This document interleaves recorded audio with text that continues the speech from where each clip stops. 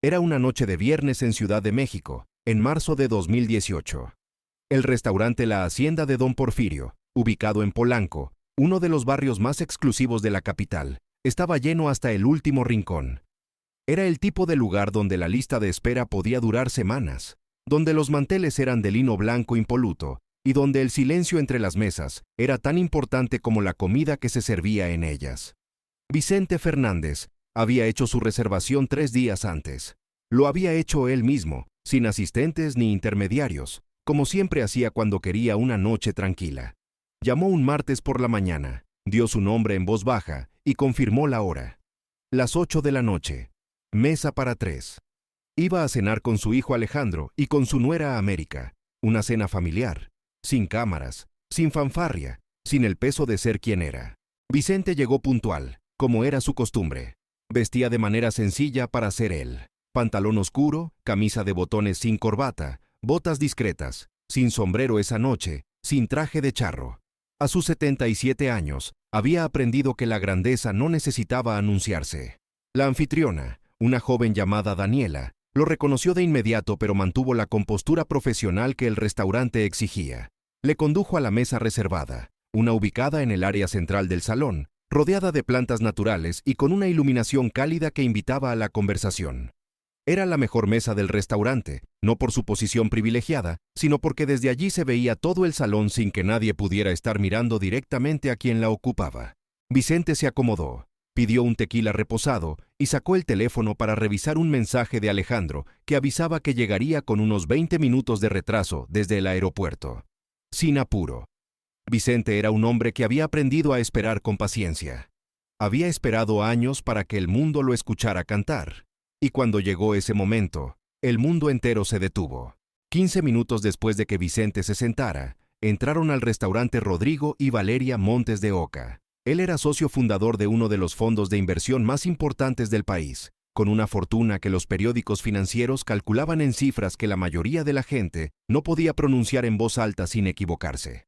Ella era conocida en los círculos sociales de la capital por sus fiestas, por sus viajes y por su manera particular de moverse por el mundo, como si los espacios se reorganizaran solos a su paso.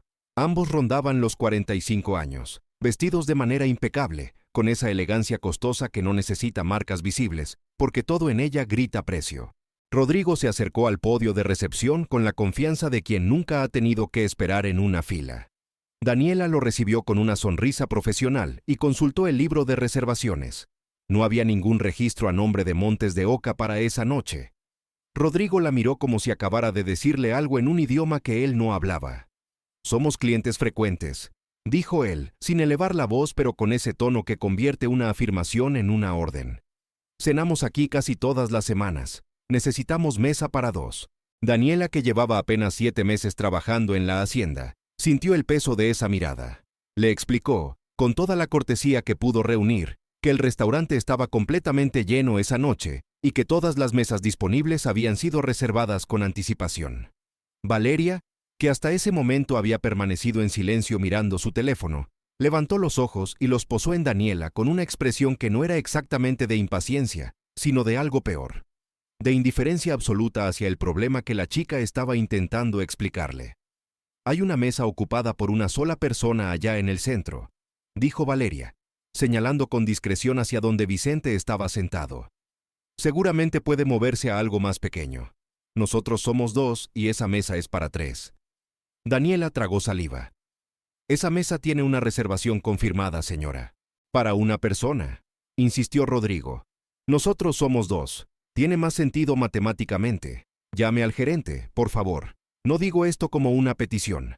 El gerente de sala era un hombre llamado Sebastián Garza, de 34 años, que llevaba 5 trabajando en la hacienda, y que en los últimos meses había comenzado a creer que la siguiente promoción dependía de mantener contentos a los clientes que facturaban más. Daniela lo encontró en la parte trasera del salón coordinando el servicio, y le explicó la situación en voz baja. Sebastián conocía a los Montes de Oca. Los había atendido personalmente en varias ocasiones. Sabía que Rodrigo había recomendado el restaurante a 3 socios empresariales distintos, cada uno de los cuales había celebrado cenas de negocios importantes allí. Sabía también que Valeria tenía 800,000 seguidores en Instagram y que cuando publicaba una foto en algún lugar, las reservaciones de ese lugar subían durante semanas. Lo que Sebastián no sabía, porque Daniela no se lo había dicho en la brevedad del intercambio, era quién ocupaba exactamente esa mesa. Sebastián atravesó el salón con esa caminata que los gerentes aprenden, rápida pero no apresurada, segura pero no arrogante. Se acercó a la mesa central. El hombre sentado allí tenía el teléfono apoyado sobre la mesa y miraba hacia las plantas del fondo con esa tranquilidad particular de las personas que se sienten cómodas en cualquier lugar donde se encuentren. «Buenas noches, señor», dijo Sebastián, inclinándose levemente. «Perdone la molestia. Soy Sebastián, el gerente de sala. Tenemos una situación un poco delicada esta noche y quisiera saber si usted estaría dispuesto a colaborar con nosotros». El hombre se volvió lentamente hacia él. Sebastián sintió algo, un reconocimiento que no llegó a completarse, como cuando uno ve a alguien familiar en un lugar inesperado, y el cerebro tarda un segundo extra en conectar los puntos. «Usted dirá», dijo el hombre con una voz que era imposible no reconocer, aunque Sebastián todavía no terminaba de procesar por qué le resultaba tan familiar.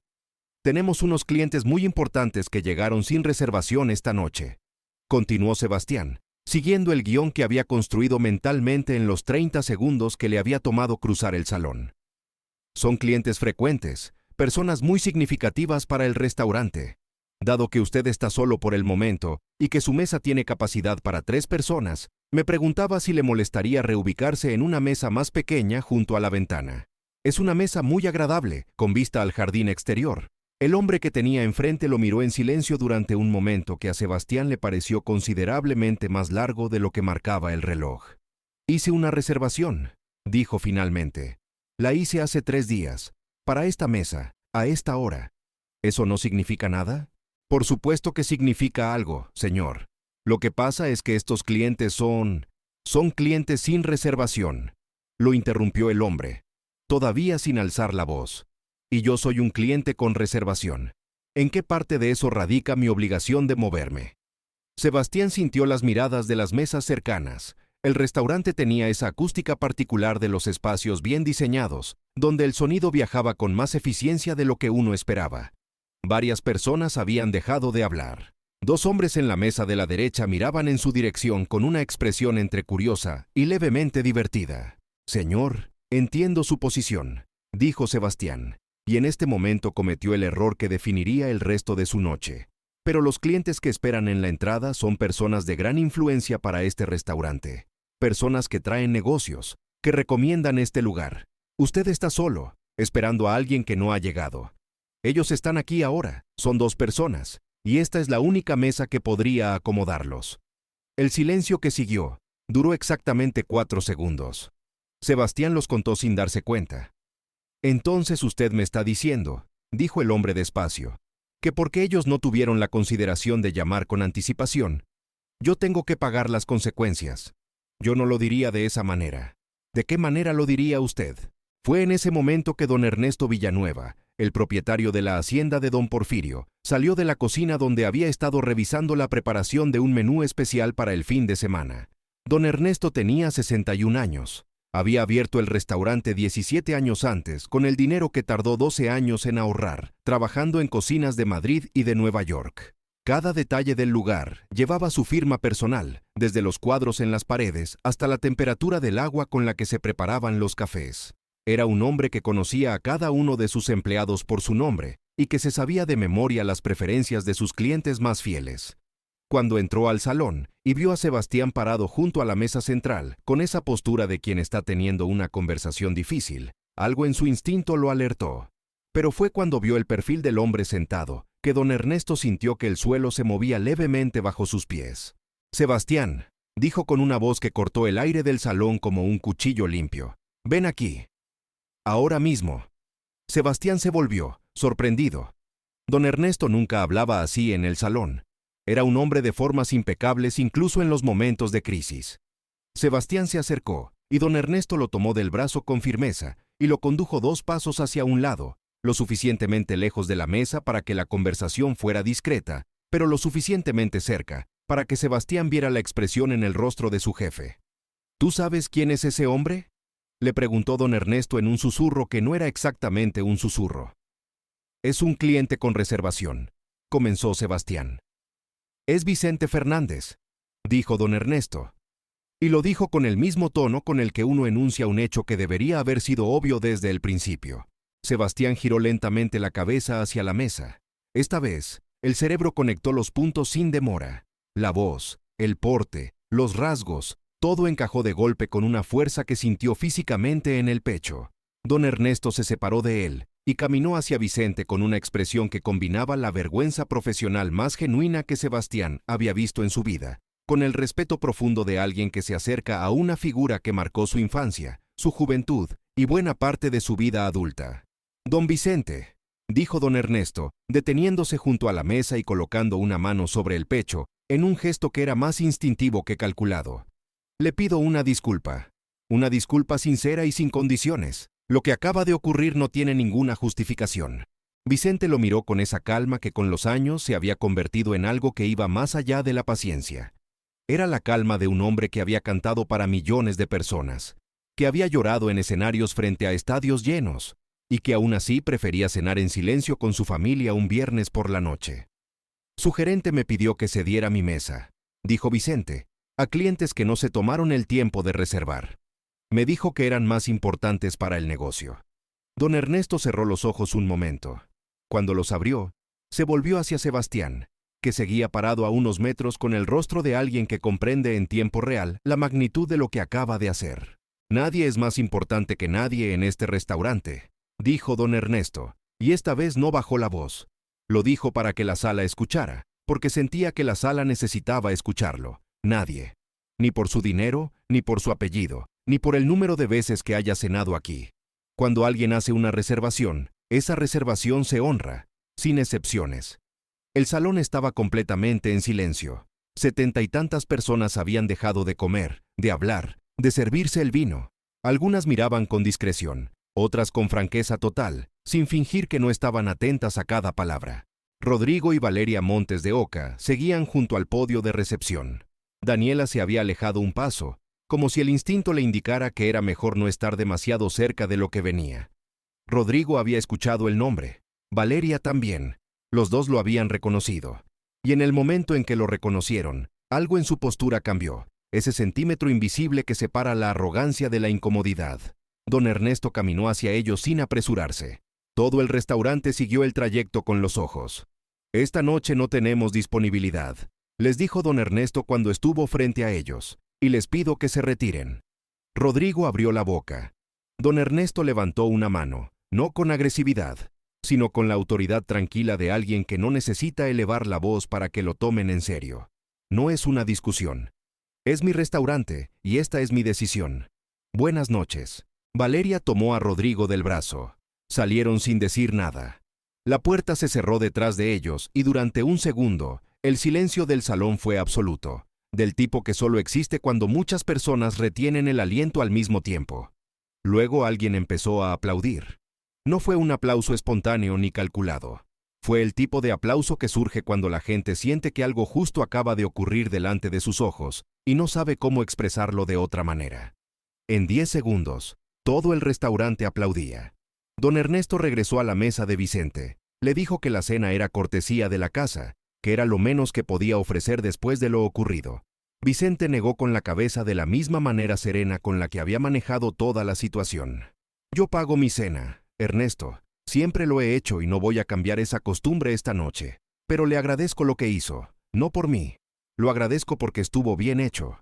Don Ernesto asintió. Luego miró a Sebastián, que seguía parado en el mismo lugar, inmóvil. «Ven al despacho cuando termine el servicio», le dijo. «Los dos necesitamos hablar». Alejandro Fernández llegó 30 minutos después. Encontró a su padre tomando el segundo tequila con esa tranquilidad característica suya, como si la noche hubiera sido completamente ordinaria. Vicente le contó lo ocurrido con la misma economía de palabras con la que contaba casi todo. Alejandro escuchó, asintió, y luego sonrió de esa manera que tenía, muy parecida a la de su padre. «¿Y tú qué hiciste?», le preguntó. «Esperar», dijo Vicente. «A veces lo único que hay que hacer es esperar a que las cosas encuentren su lugar». Cenaron tranquilos. Pidieron carne, pidieron sopa de lima, Pidieron postres que llegaron con una pequeña vela que nadie había solicitado, pero que don Ernesto mandó como gesto silencioso.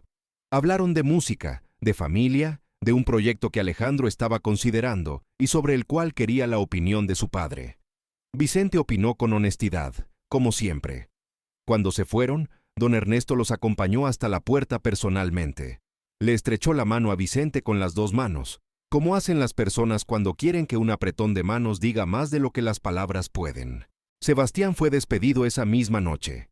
Don Ernesto lo lamentó, porque Sebastián no era mal trabajador, pero había algo que no podía negociar. La convicción de que el respeto hacia un cliente no podía depender de quién era ese cliente ni de cuánto gastaba. Eso era el principio sobre el que había construido el restaurante durante 17 años, y no estaba dispuesto a ceder en él ni siquiera una vez, porque una excepción es el principio del fin de cualquier principio. La historia circuló por Ciudad de México con la velocidad con la que circulan las cosas que la gente siente que merece ser contada. Al día siguiente, había versiones en varios grupos de mensajería. A los 3 días, alguien que había estado en el restaurante esa noche publicó un relato en redes sociales que fue compartido miles de veces. Los medios lo recogieron. La hacienda de don Porfirio recibió solicitudes de reservación que tardaron semanas en procesar. Pero lo que don Ernesto recordaría de esa noche, más que el aplauso o la cobertura posterior, era algo que Vicente le dijo mientras lo acompañaba a la salida, casi en voz baja, casi para sí mismo. El respeto que uno le da a la gente cuando nadie está mirando, dijo Vicente, es el único respeto que vale algo. Don Ernesto pensó en esa frase durante semanas. La escribió en un papel y la pegó en la pared de su despacho, en el lugar donde pudiera verla cada mañana antes de que comenzara el servicio. Y cada vez que algún miembro nuevo del equipo iniciaba su primer día en la hacienda, don Ernesto los llevaba al despacho, les señalaba el papel y les contaba la historia completa. No como anécdota, sino como la declaración de principios más clara que había encontrado en sus 17 años dirigiendo ese lugar.